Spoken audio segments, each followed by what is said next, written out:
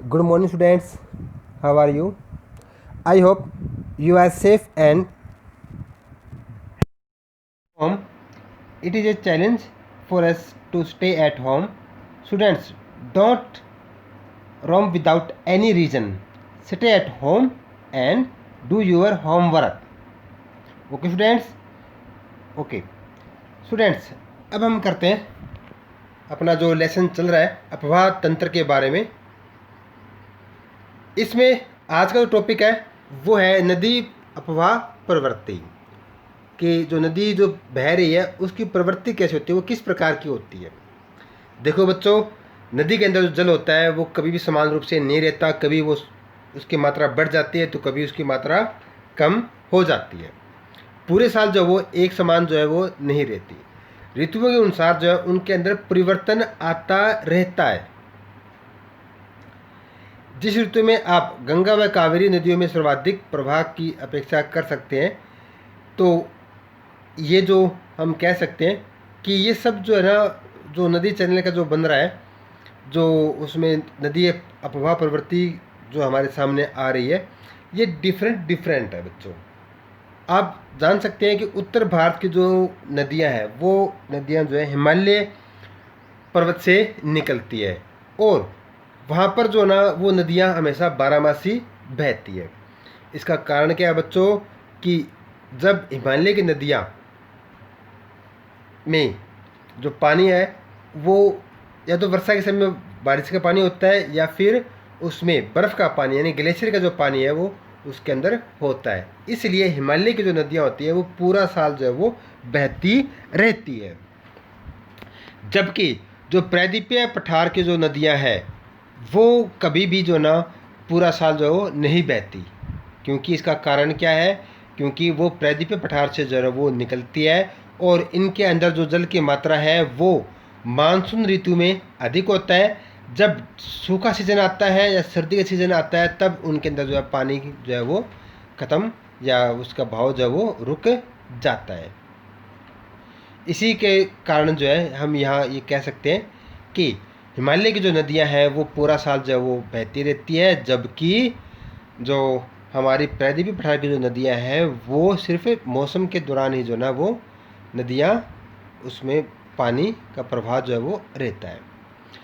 अब हम बात करते हैं नदी जल उपयोग की सीमा, कि जो नदी का जो जल है उसका उपयोग जो हमको कितनी सीमा तक जो है हम उसका उपयोग कर सकते हैं। कहता है कि भारत की नदियाँ प्रतिवर्ष जल की विशाल मात्रा का वहन करती है, लेकिन समय व स्थान की दृष्टि से इसका वितरण समान नहीं है। जो बारहमासी नदियाँ वर्ष भर जल उसमें रहता है, वहन करता है, परंतु अनियति वही नदियों में शुष्क ऋतु में बहुत कम जल होता है। यानी कि बारहमासी के अंदर तो पानी बहता रहता है, लेकिन जो मौसमी नदियाँ होती हैं उनके अंदर एक सीज़न में पानी ज़्यादा होता है तो दूसरा सीज़न जो होता है वो उसका सूखा होता है।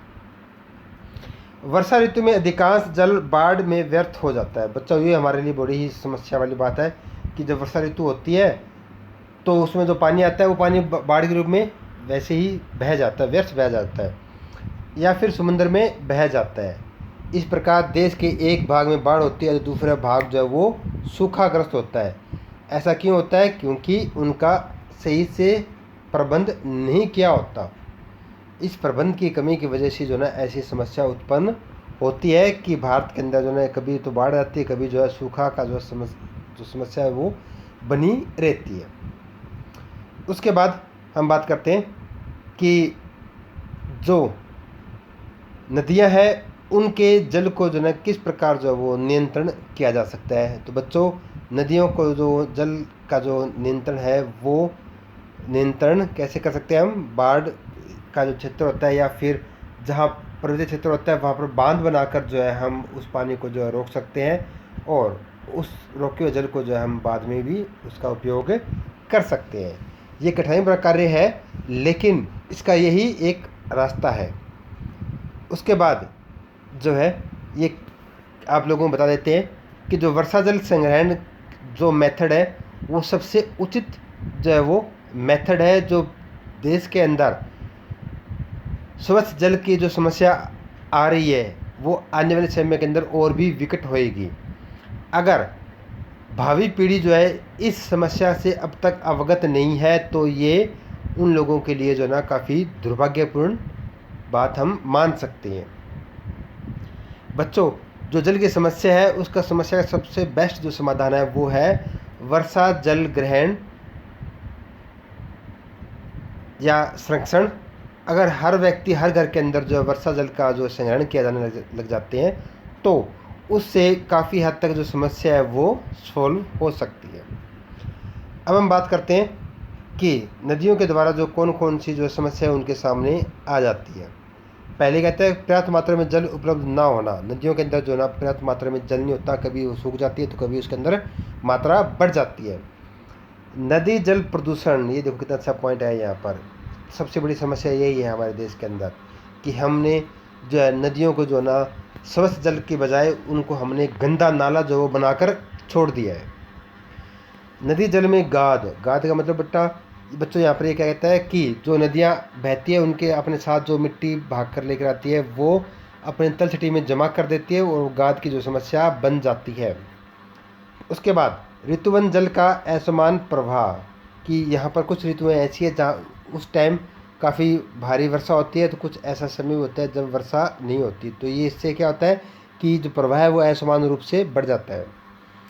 राज्यों के बीच नदी जल विवाद, ये विवाद काफ़ी पुराने हैं। जैसे कर्नाटका और तमिलनाडु का जो है कावेरी नदी के ऊपर चल रहा है और हरियाणा पंजाब के अंदर भी जो हम देख सकते हैं कि SYL नहर के ऊपर जो ना पंजाब और हरियाणा के बीच में जो ना खींचतानी चल रही है, आपस में विवाद चल रहा है।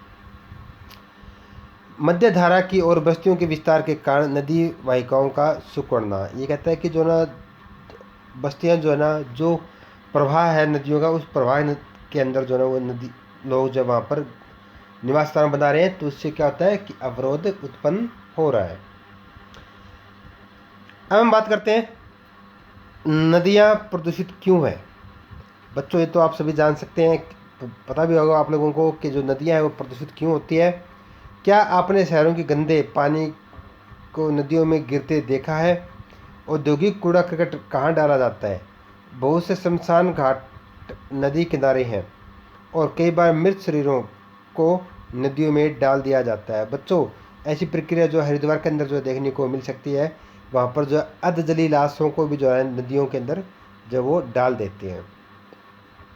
उसके बाद कुछ हमारे सांस्कृतिक प्रोग्राम होते हैं जिसकी वजह से भी जो है प्रदूषण जो ज़्यादा फैलता है। मूर्तियों को भी जो नदियों में डुबाया जाता है, जैसे गणेश विसर्जन का जो होता है एक्टिविटी, तो ऐसे बहुत से ऐसे कार्य हैं हमारे धार्मिक रीति रिवाजों के अंदर कि हम जो है नदियों को जो है प्रदूषित कर रहे हैं। नदियों को प्रदूषण मुक्त कैसे किया जा सकता है, ये हमारे लिए एक जो है इसके समाधान जो है निकाल सकते हैं हम। क्या आपने गंगा एक्शन प्लान और दिल्ली में यमुना सफाई अभियान के विषय में पढ़ा है? बच्चों, ये प्लान चले ज़रूर हैं लेकिन अब तक जो इनके अंदर कोई विशेष जो है कामयाबी जो हमें देखने को नहीं मिल रही है। नदियों को प्रदूषण मुक्त बनाने हेतु योजनाओं पर सामग्री एकत्रित करें व इस सामग्री को एक लेख के रूप में व्यवस्थित करें। बच्चों, ये आप लोगों का जो वो कार्य है, बट ये आपको करना नहीं है, लेकिन जल को जो है ना हमें स्वच्छ और सुरक्षित रखना है, ये आप लोगों को करना है। हमें जल को जो है व्यर्थ नहीं बहने देना है। जितना हो सके हमें जो है वर्षा जल संग्रहण को जो ना वो जो विधि है उसको अपनाना चाहिए ताकि हम जल को जो है वो बचा सकें, एक स्वच्छ जल को बचा सकें। यही हमारा जो है ना एक सुंदर भविष्य की जो हम कल्पना कर सकते हैं। तो बच्चों, आज के लिए इतना ही। नेक्स्ट डे एक नेक्स्ट टॉपिक के साथ, एक नेक्स्ट लेसन के साथ। Thank you friends, have a nice day.